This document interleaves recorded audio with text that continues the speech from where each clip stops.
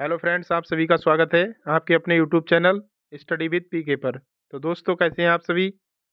आशा करता हूँ अच्छे होंगे, स्वस्थ होंगे और अपनी तैयारी पूरी लगन व मेहनत से कर रहे होंगे। तो दोस्तों, आज हम पढ़ेंगे मंत्रिपरिषद और महान्यायवादी के बारे में।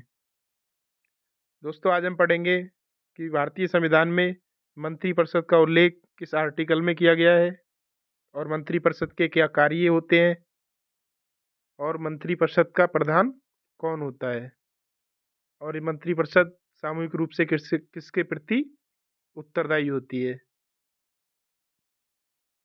तो दोस्तों, आज का सेशन शुरू करने से पहले मैं सभी साथियों से एक बात कहना चाहूँगा कि जो भी साथी हमारे इस चैनल पर नए हैं या जिन्होंने अभी तक चैनल को सब्सक्राइब नहीं किया है, तो प्लीज़ वो चैनल को सब्सक्राइब कर लें और अगर क्लास पसंद आए तो वीडियो को लाइक कर देना और कमेंट करके ज़रूर बताना कि क्लास कैसी लगी। तो चलिए दोस्तों, शुरू करते हैं आज का अपना टॉपिक, मंत्रिपरिषद। दोस्तों, पहले हम मंत्रिपरिषद के बारे में पढ़ेंगे। चलिए शुरू करते हैं।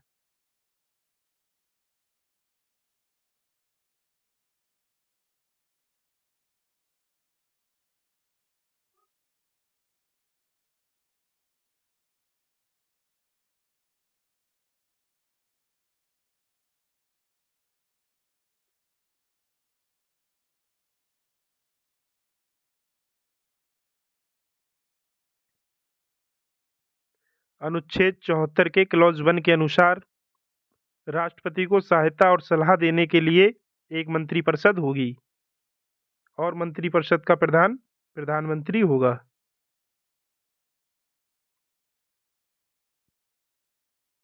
अनुच्छेद 74 के क्लॉज 2 के अनुसार इस प्रश्न की किसी न्यायालय में जांच नहीं की जाएगी कि मंत्रियों ने राष्ट्रपति को कोई सलाह दी और यदि दी तो क्या दी।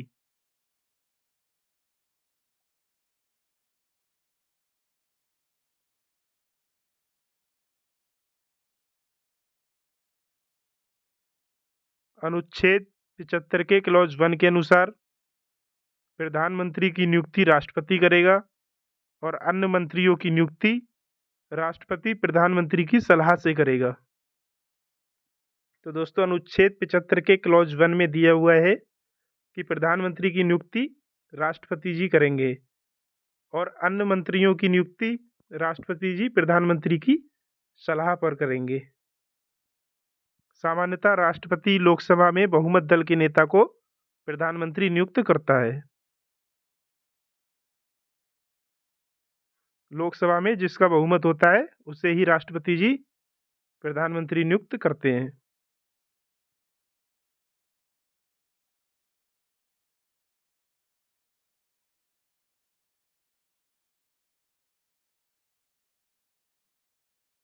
अनुच्छेद 75 के क्लॉज 1 के का के अनुसार मंत्रिपरिषद में प्रधानमंत्री सहित मंत्रियों की कुल संख्या लोकसभा के सदस्यों की कुल संख्या के 15% से अधिक नहीं होगी।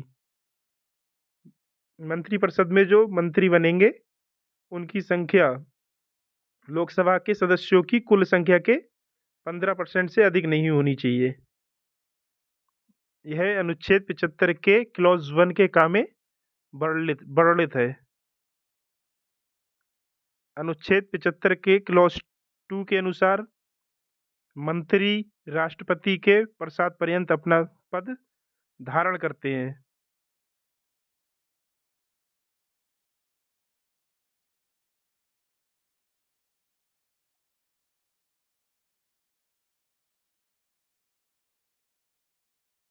अनुच्छेद 75 के क्लॉज 3 के अनुसार मंत्रिपरिषद लोकसभा के प्रति सामूहिक रूप से उत्तरदायी होती है। अनुच्छेद 75 के क्लॉज 3 में उल्लेख है कि मंत्रिपरिषद जो है वो लोकसभा के प्रति सामूहिक रूप से उत्तरदायी होती है।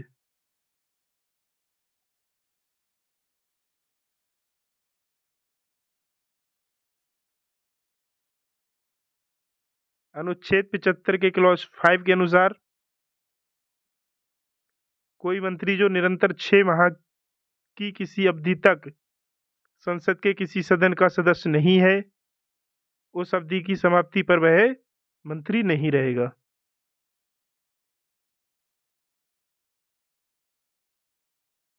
अगर कोई मंत्री संसद के किसी सदन का सदस्य नहीं है और वह मंत्री बनता है, तो वह अधिकतम 6 माह तक मंत्री रह सकता है, या फिर 6 माह के अंदर वह संसद के किसी भी सदन की सदस्यता लेगा। और अगर वह ऐसा नहीं करता है, किसी भी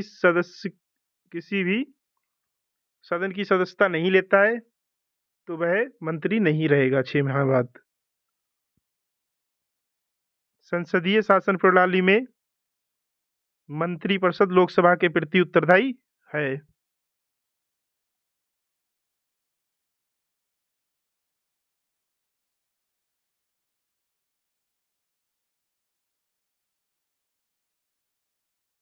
संविधान में मंत्रिमंडल शब्द का प्रयोग केवल अनुच्छेद 352 के खंड 3 में किया गया है।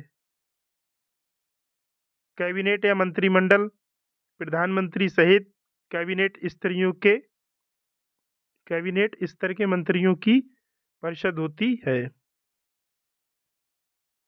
कैबिनेट या मंत्रिमंडल प्रधानमंत्री सहित कैबिनेट स्तर के मंत्रियों की परिषद होती है।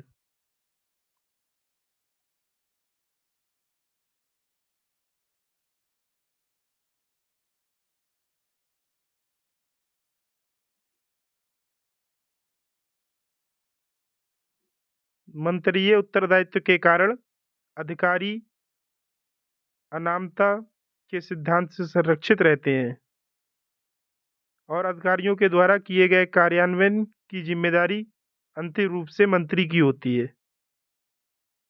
केंद्रीय कैबिनेट सचिवालय सीधे प्रधानमंत्री के अधीन होता है।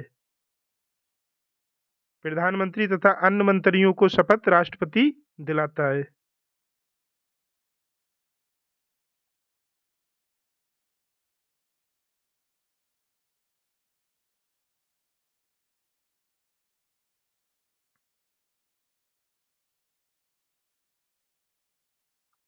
प्रधानमंत्री अपना त्यागपत्र राष्ट्रपति जी को देते हैं।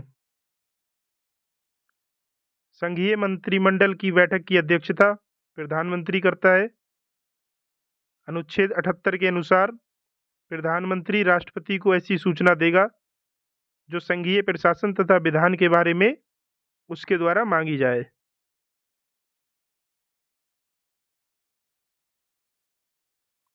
पंद्रह अगस्त 1947 को केंद्र में मंत्रालयों की संख्या 18 थी।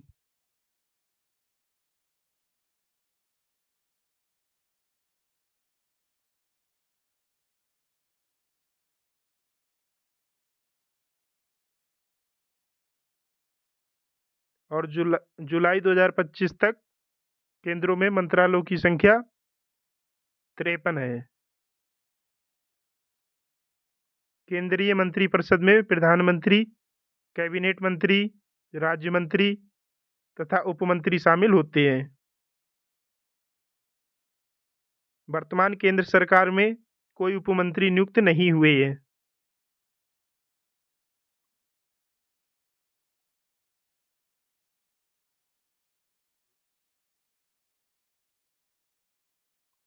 राष्ट्रपति अपने कृत्यों का प्रयोग करने में मंत्रिपरिषद की सलाह से कार्य करेगा। यह 42वें संविधान संशोधन अधिनियम 1976 द्वारा शामिल किया गया था। परंतु राष्ट्रपति मंत्रिपरिषद से ऐसी सलाह पर साधारणतः या अन्यथा पुनर्विचार करने की समीक्षा कर सकेगा और राष्ट्रपति ऐसे पुनर्विचार के पश्चात दी गई सलाह के अनुसार कार्य करेगा। यह 44वें संविधान संशोधन अधिनियम 1978 द्वारा शामिल किया गया था।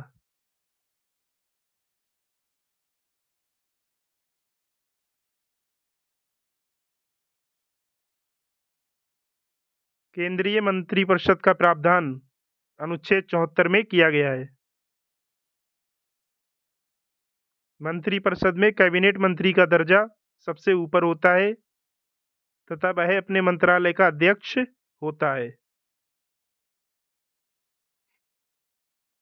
जो मंत्रिपरिषद में जो कैबिनेट मंत्री होते हैं उनका दर्जा सबसे ऊपर होता है और वह अपने मंत्रालय के अध्यक्ष होते हैं। प्रधानमंत्री एवं कैबिनेट स्तरीय मंत्रियों का समूह मंत्रिमंडल कहलाता है। प्रधानमंत्री और जो कैबिनेट स्तर के मंत्री होते हैं उनके समूह को मंत्रिमंडल कहते हैं। भारत का प्रधानमंत्री नियुक्त किया जाता है, ना कि चयनित होता है। और भारत के प्रधानमंत्री को राष्ट्रपति जी नियुक्त करते हैं और वह लोकसभा में बहुमत दल के नेता को प्रधानमंत्री नियुक्त करते हैं।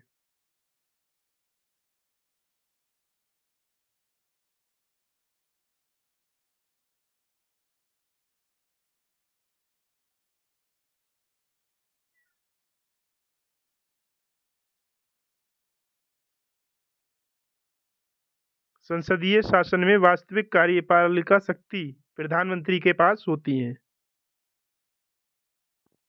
अनुच्छेद 75 में प्रधानमंत्री की नियुक्ति का प्रावधान है। मंत्रिमंडल की बैठकों की अध्यक्षता प्रधानमंत्री जी करते हैं। 91वें संविधान संशोधन अधिनियम 2003 के द्वारा मंत्रिपरिषद में शामिल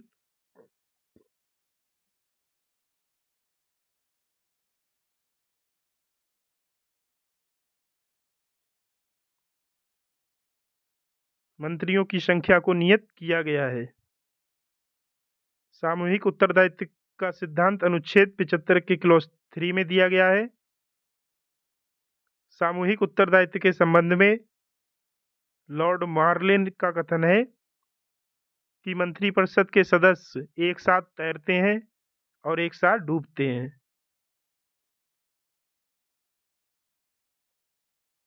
सामूहिक उत्तरदायित्व के संबंध में लॉर्ड मार्लेन ने कहा है कि मंत्रिपरिषद के सदस्य एक साथ तैरते हैं और एक साथ डूबते हैं।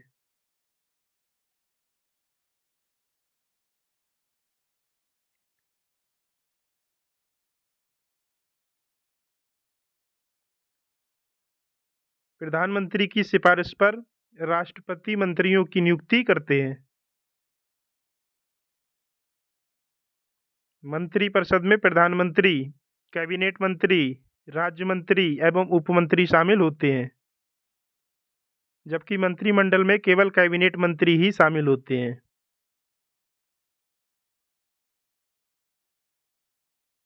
केंद्रीय मंत्री राष्ट्रपति के प्रसाद पर्यंत अपना पद धारण करते हैं।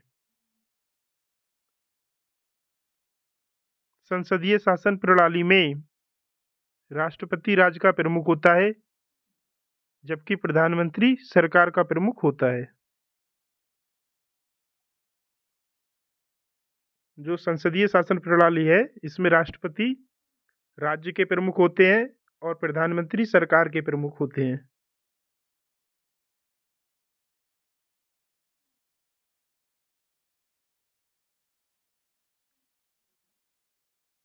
लॉर्ड मार्ले ने प्रधानमंत्री को कैबिनेट रूपी मेहराव की आधारशिला कहा है। मार्ले ने प्रधानमंत्री को कैबिनेट रूपी मेहराव की आधारशिला कहा है। गुलजारी लाल नंदा ने 2 बार कार्यवाहक प्रधानमंत्री बने थे। इंद्र कुमार गुजराल व्यक्ति के रूप में भारत के 12वें प्रधानमंत्री थे।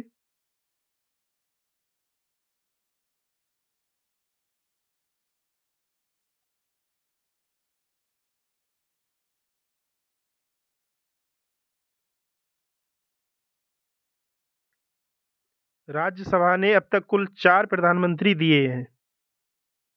इंदिरा गांधी, एच.डी. देवगौड़ा, आई.के. गुजराल तथा मनमोहन सिंह के रूप में।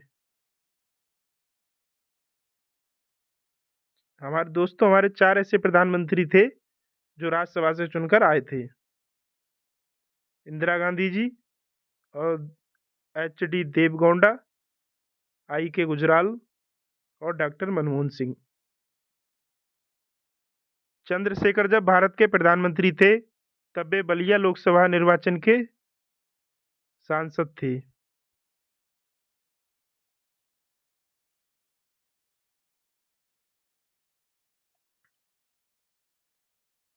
तो दोस्तों अब हम बात करेंगे भारत के महान्यायवादी के बारे में। तो आइए शुरू करते हैं।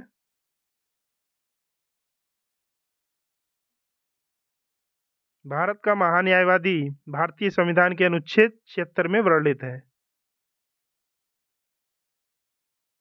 अनुच्छेद 76 में उल्लेख है कि भारत का एक महान्यायवादी होगा। भारत का महान्यायवादी देश का सर्वोच्च कानून अधिकारी होता है। भारत का महान्यायवादी राष्ट्रपति द्वारा नियुक्त होता है। भारत का जो महान्यायवादी होता है उसे राष्ट्रपति जी नियुक्त करते हैं। भारत का महान्यायवादी राष्ट्रपति के प्रसाद पर्यंत अपना पद धारण करता है। महान्यायवादी के पद की कोई अवधि नहीं होती है। जब तक राष्ट्रपति जी चाहेंगे तब तक वह अपने पद पर बना रहेगा। इसीलिए कहते हैं कि महान्यायवादी जो है राष्ट्रपति के प्रसाद पर्यंत तक अपना पद धारण करता है।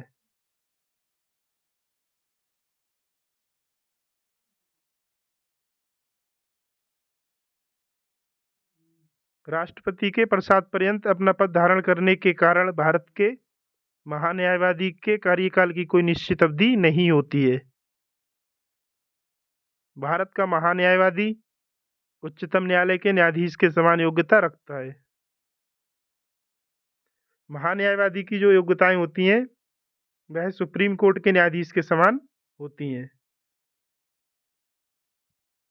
भारत का महान्यायवादी भारत सरकार को विधि से संबंधित ऐसे विषयों पर सलाह देता है जो भारत के राष्ट्रपति द्वारा उससे सौंपे गए हों।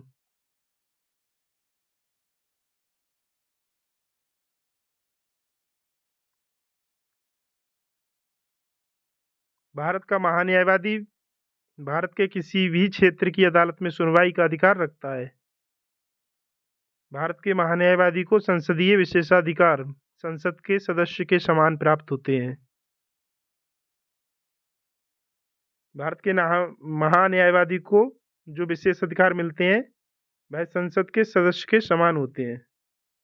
जो संसद के सदस्यों को विशेष अधिकार मिलते हैं वो ही महान्यायवादी जी को अधिकार मिलते हैं। भारत का महान्यायवादी भारतीय संसद के दोनों सदनों लोकसभा लोकसभा तथा राज्यसभा में बोलने, इनकी कार्रवाई में भाग लेने तथा दोनों सदनों की संयुक्त बैठक में भाग लेने का अधिकार रखता है, परंतु मत देने का अधिकार नहीं होता है।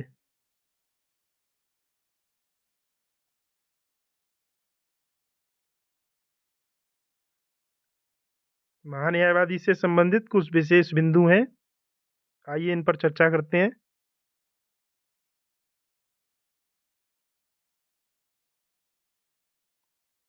भारत के प्रथम महान्यायवादी एमसी सीतलवाड़ थे। वर्तमान में भारत के 16वें महान्यायवादी आर वेंकट रमणी हैं। अनुच्छेद 76 के क्लॉज 1 के अंतर्गत भारत के महान्यायवादी की नियुक्ति भारत के राष्ट्रपति द्वारा की जाती है।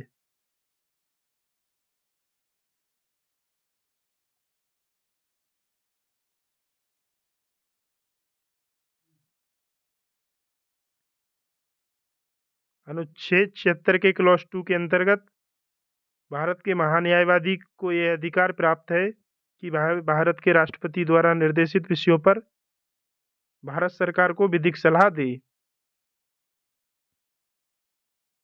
अनुच्छेद 88 के अनुसार भारत के महान्यायवादी को यह विशेष अधिकार प्राप्त है कि वह भारतीय संसद के दोनों सदनों लोकसभा तथा राज्यसभा में बोल सके।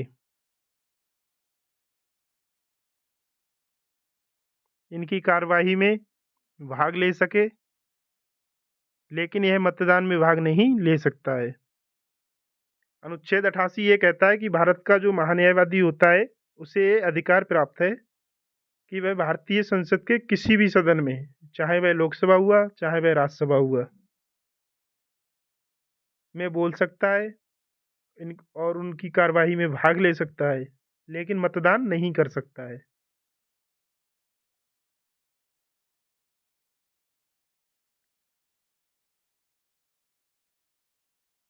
तो दोस्तों आज की हमारी चर्चा यहीं पर समाप्त होती है। अब हम करेंगे अभ्यास प्रश्न। अब हम देखेंगे अभी तक हमने जितना पढ़ा कितना समझ में आया। तो दोस्तों शुरू करते हैं अभ्यास प्रश्न।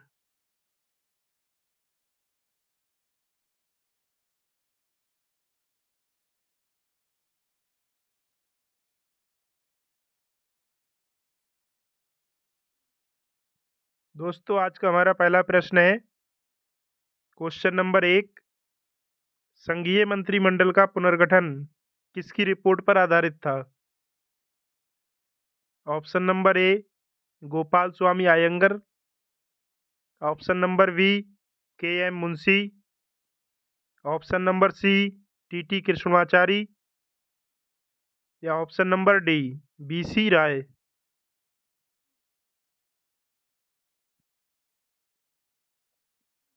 यह प्रश्न यूपीपीएससी जीआईसी एग्जाम 2010 में पूछा गया है।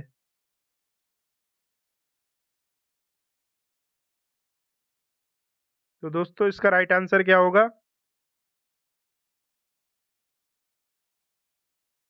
संघीय मंत्रिमंडल का पुनर्गठन किसकी रिपोर्ट पर आधारित था? गोपाल स्वामी आयंगर, के एम मुंशी, टी कृष्णमाचारी या बीसी राय।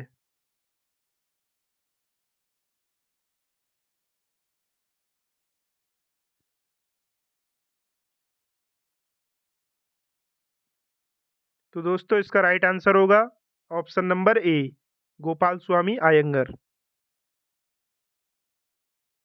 संघीय मंत्रिमंडल का पुनर्गठन गोपाल स्वामी आयंगर की रिपोर्ट पर आधारित था। राइट आंसर होगा ऑप्शन नंबर ए। Next question.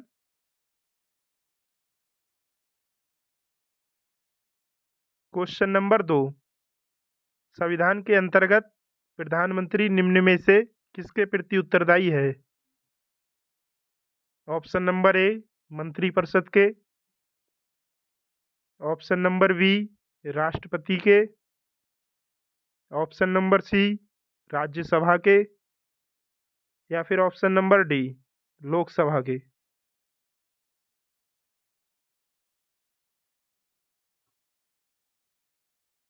यह प्रश्न यूपीपीएससी जीडीसी एग्जाम 2012 में पूछा गया है।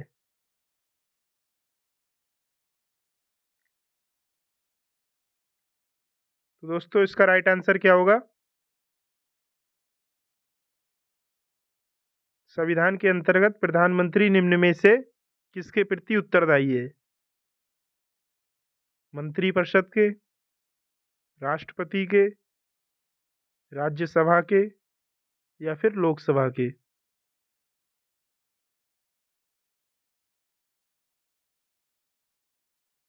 तो इसका राइट आंसर होगा ऑप्शन नंबर डी लोकसभा के।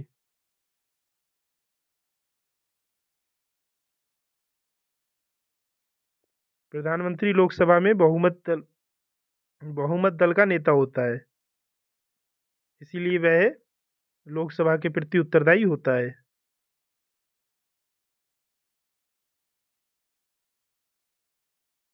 संसदीय शासन प्रणाली के अधीन मंत्रिपरिषद लोकसभा के प्रति जिम्मेदार होती है। तो राइट आंसर होगा option number D Lok Sabha. Next question.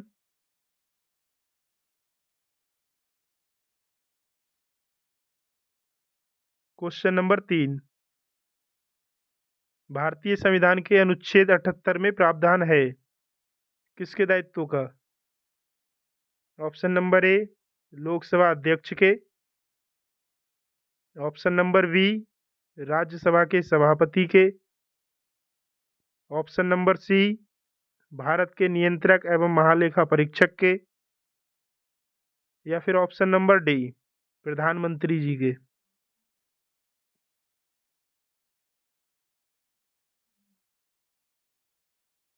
यह प्रश्न यूपीपीएससी आरआई एग्जाम 2014 में पूछा गया है।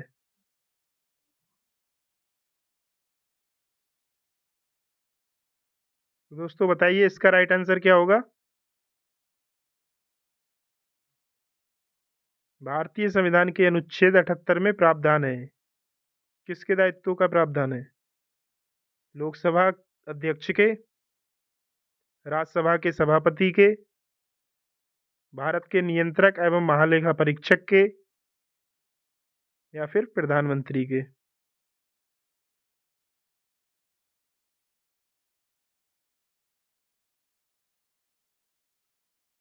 तो इसका राइट आंसर होगा ऑप्शन नंबर डी, प्रधानमंत्री के।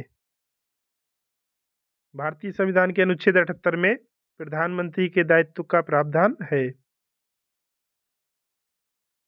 तो राइट आंसर होगा option number D. Next question.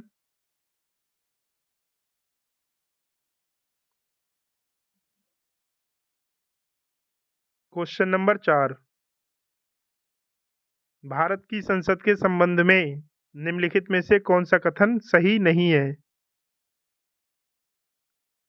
Option number ए, संविधान में एक संसदीय प्रणाली की सरकार का प्रावधान है। ऑप्शन नंबर बी, संसद का सर्वप्रमुख कार्य मंत्रिमंडल का प्रावधान करना है। ऑप्शन नंबर सी, मंत्रिमंडल की सदस्यता निम्न सदन तक सीमित है। या फिर ऑप्शन नंबर डी, मंत्रिमंडल को लोकप्रिय सदन में बहुमत का विश्वास प्राप्त रहना चाहिए।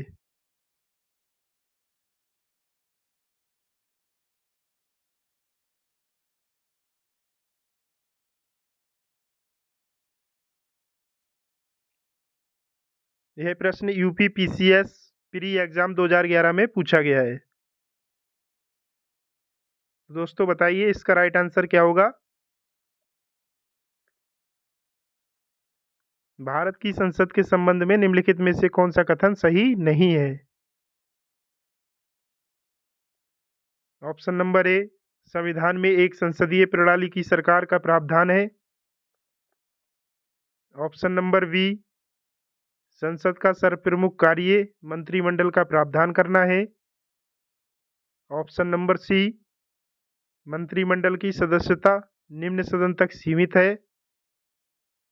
या फिर ऑप्शन नंबर डी, मंत्रिमंडल को लोकप्रिय सदन में बहुमत का विश्वास प्राप्त रहना चाहिए।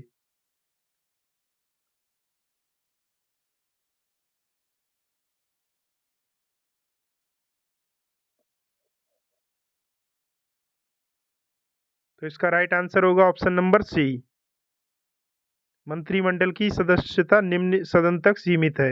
यह गलत है और हमसे गलत ही पूछा गया था, तो इसलिए यह सही हो जाएगा।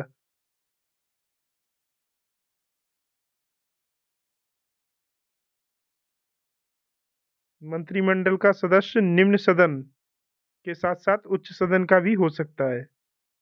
यहाँ तक कि संसद के दोनों सदनों के बाहर का व्यक्ति भी मंत्रिमंडल का सदस्य हो सकता है, परंतु उसे 6 माह के भीतर संसद के किसी सदन का सदस्य बनना होगा।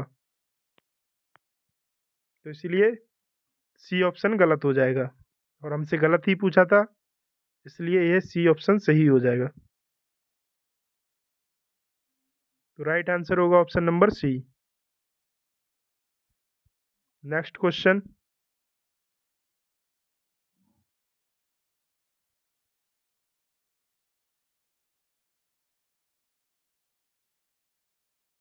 क्वेश्चन नंबर 5, कथन और कारण दिया गया है। तो कथन है, भारत संघ में मंत्रिपरिषद संयुक्त रूप से लोकसभा और राज्यसभा दोनों के प्रति उत्तरदायी है। और कारण है, लोकसभा और राज्यसभा दोनों के सदस्य संघीय सरकार में मंत्री बनने के लिए पात्रता रखते हैं। ऑप्शन नंबर ए है, कथन और कारण दोनों सही हैं और कथन कारण की का सही स्पष्टीकरण है। ऑप्शन नंबर बी है, कथन और कारण दोनों सही है किंतु कथन कारण का सही स्पष्टीकरण नहीं है। ऑप्शन नंबर सी है, कथन सही है पर कारण गलत है। और ऑप्शन नंबर डी है, कथन गलत है पर कारण सही है।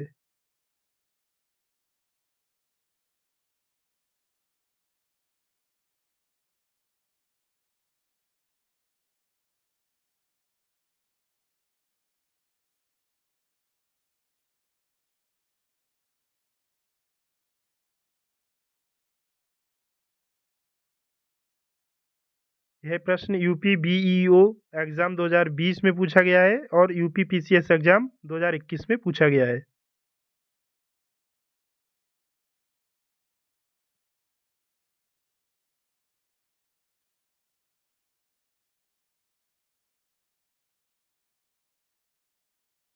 दोस्तों इस प्रश्न का राइट आंसर क्या होगा? कथन है भारत संघ में मंत्रिपरिषद संयुक्त रूप से लोकसभा और राज्यसभा दोनों के प्रति उत्तरदायी होती है। और कारण है लोकसभा और राज्यसभा दोनों के सदस्य संघीय सरकार में मंत्री बनने के लिए पात्रता रखते हैं। और ऑप्शन है ऑप्शन नंबर ए, कथन और कारण दोनों सही है और कथन कारण का सही स्पष्टीकरण है। ऑप्शन नंबर बी है, कथन और कारण दोनों सही है किंतु कथन कारण का सही स्पष्टीकरण नहीं है। और ऑप्शन नंबर सी है, कथन सही है पर कारण गलत है। और ऑप्शन नंबर डी है, कथन गलत है पर कारण सही है।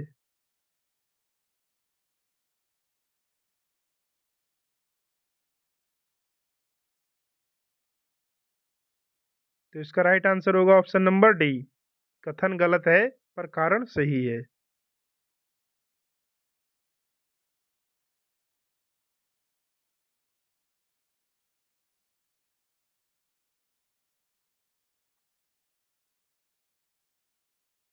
संविधान के अनुच्छेद 75 के क्लॉज 3 के अनुसार संघीय मंत्रिपरिषद संयुक्त रूप से संसद के निम्न सदन यानी लोकसभा के प्रति उत्तरदायी होती है, ना कि राज्यसभा के।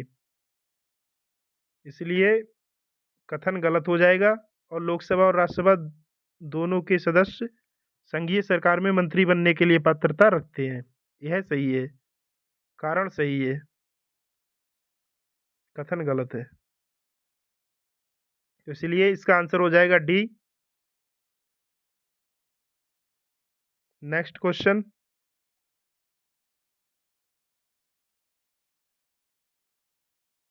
प्रश्न संख्या 6,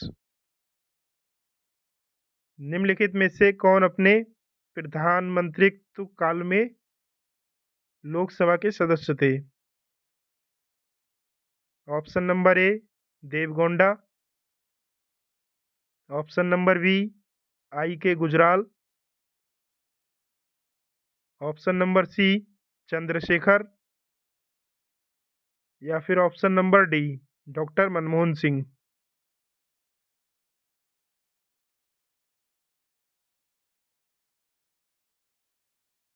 यह प्रश्न यूपी पीसीएस प्री एग्जाम 2015 में पूछा गया है।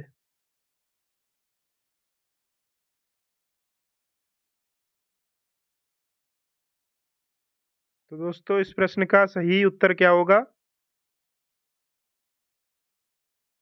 निम्नलिखित में से कौन अपने प्रधानमंत्रित्व काल में लोकसभा के सदस्य थे?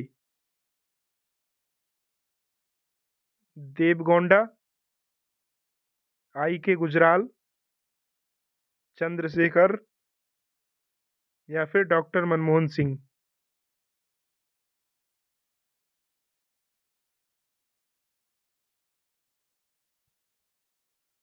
तो इसका राइट आंसर होगा option number C, Chandrashekhar.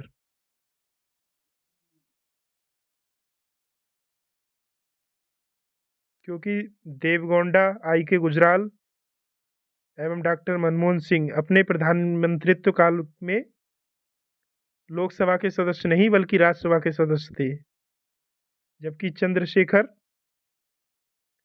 Lok Sabha के सदस्य थे और यह बलिया लोकसभा निर्वाचन क्षेत्र से सांसद थे। तो इसका राइट आंसर हो जाएगा option number C, Chandrashekhar. Next question,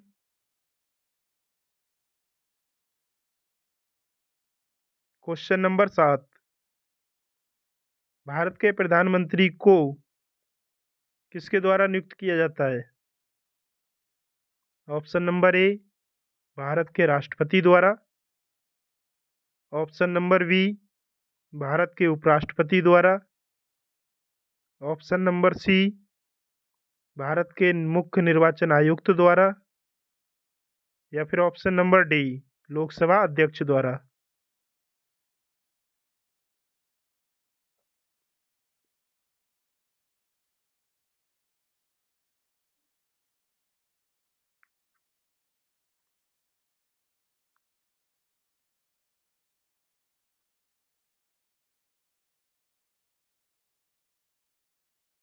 यह प्रश्न यूपीएसआई 13/11/2021 फर्स्ट शिफ्ट में पूछा गया है।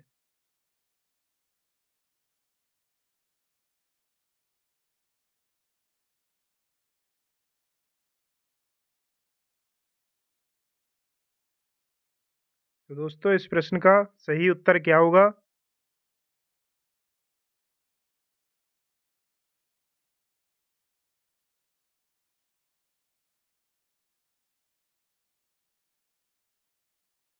भारत के प्रधानमंत्री को किसके द्वारा नियुक्त किया जाता है? भारत के राष्ट्रपति द्वारा, भारत के उपराष्ट्रपति द्वारा, भारत के मुख्य निर्वाचन आयुक्त द्वारा या फिर लोकसभा अध्यक्ष द्वारा। तो इसका राइट आंसर होगा ऑप्शन नंबर ए, भारत के राष्ट्रपति द्वारा।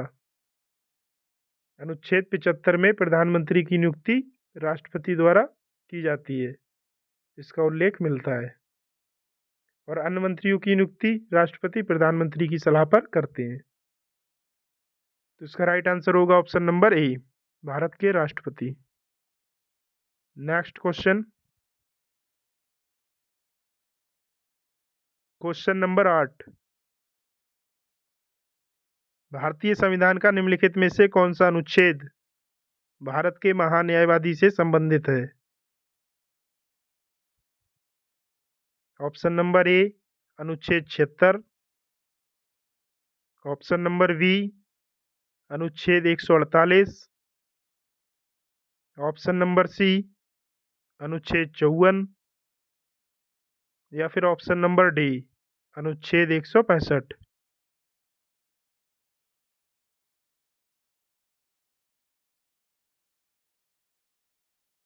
यह प्रश्न यूपीएसआई 13/11/2021 थर्ड शिफ्ट में पूछा गया है।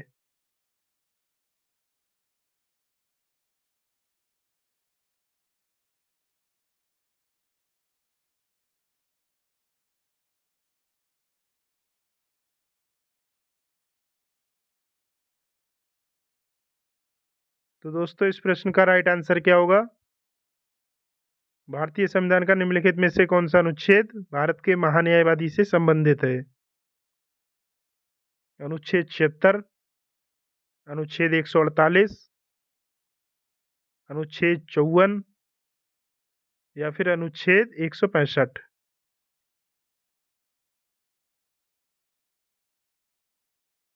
तो इसका राइट आंसर होगा ऑप्शन नंबर ए, अनुच्छेद 76। भारतीय संविधान का अनुच्छेद 76 भारत के महान्यायवादी से संबंधित है। और भारत के महान्यायवादी की नियुक्ति राष्ट्रपति जी करते हैं।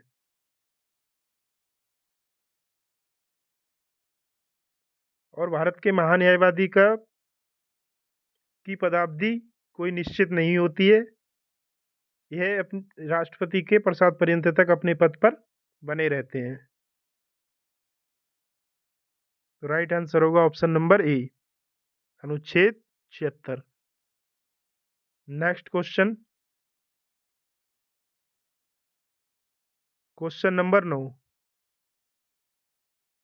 भारतीय संविधान का कौन सा अनुच्छेद प्रधानमंत्री नियुक्त करने का अधिकार राष्ट्रपति को देता है? ऑप्शन नंबर ए, अनुच्छेद 76।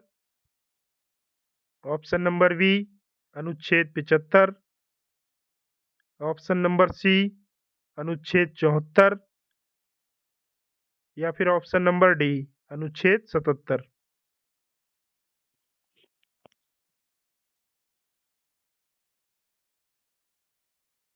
यह प्रश्न यूपीएसआई 17/11/2021 सेकेंड शिफ्ट में पूछा गया है।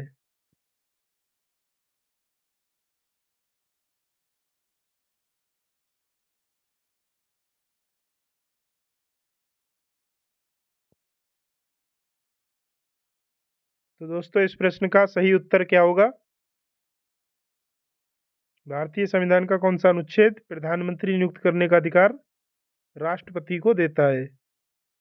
अनुच्छेद 76, अनुच्छेद 75, अनुच्छेद 74 या अनुच्छेद 77?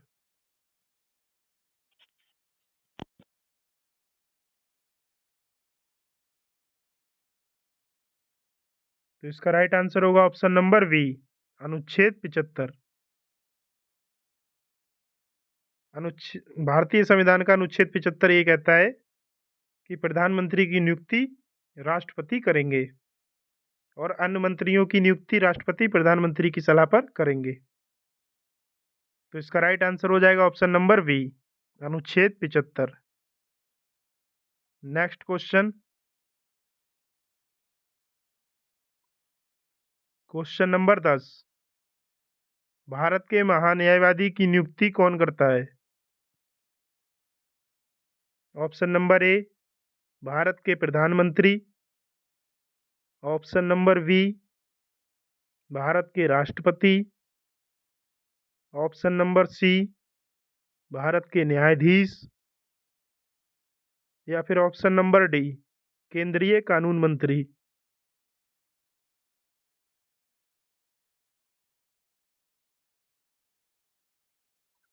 यह प्रश्न यूपीएसआई 21/11/2021 सेकेंड शिफ्ट में पूछा गया है।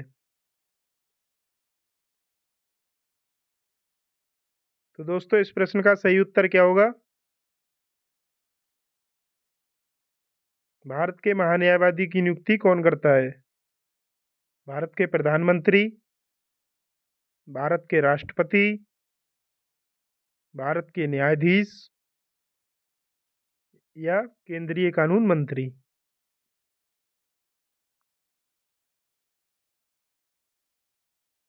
तो इसका राइट आंसर होगा ऑप्शन नंबर बी, भारत के राष्ट्रपति। भारत के न्यायवादी की नियुक्ति भारत के राष्ट्रपति जी करते हैं और महान्यायवादी का कार्यकाल निश्चित नहीं होता है। यह राष्ट्रपति के प्रसाद पर्यंत तक अपने पद पर बने रहते हैं।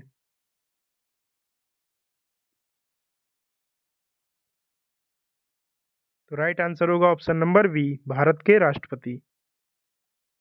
नेक्स्ट क्वेश्चन,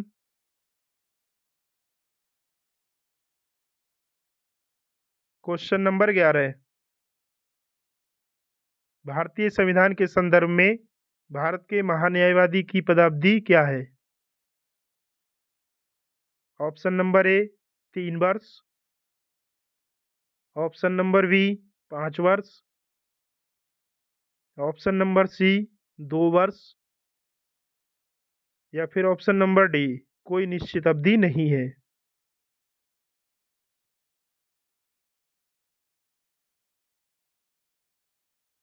यह प्रश्न यूपीएसआई 22/11/2021 सेकेंड शिफ्ट में पूछा गया है।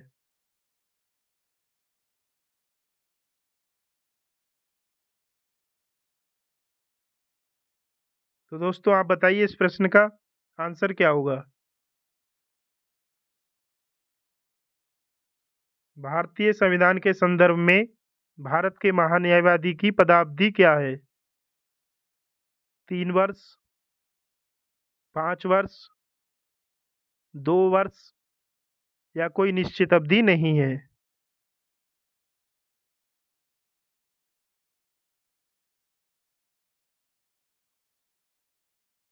तो इसका राइट आंसर होगा ऑप्शन नंबर डी, कोई निश्चित अवधि नहीं है। भारतीय संविधान में भारत के महान्यायवादी की कोई निश्चित अवधि नहीं है या निश्चित कार्यकाल नहीं है। ये राष्ट्रपति के प्रसाद पर्यंत तक अपने पद पर बने रहते हैं। तो राइट आंसर होगा option number D. Next question, तो दोस्तों इसी प्रश्न के साथ आज का हमारा सेशन यहीं पर समाप्त होता है। अगर क्लास पसंद आई हो तो वीडियो को लाइक कर देना और कमेंट करके ज़रूर बताना क्लास कैसी लगी। तो चलिए दोस्तों, मिलते हैं नेक्स्ट सेशन में नेक्स्ट क्लास के साथ। तब तक के लिए हंसते रहिए, मुस्कुराते रहिए और अपनी तैयारी करते रहिए। जय हिंद।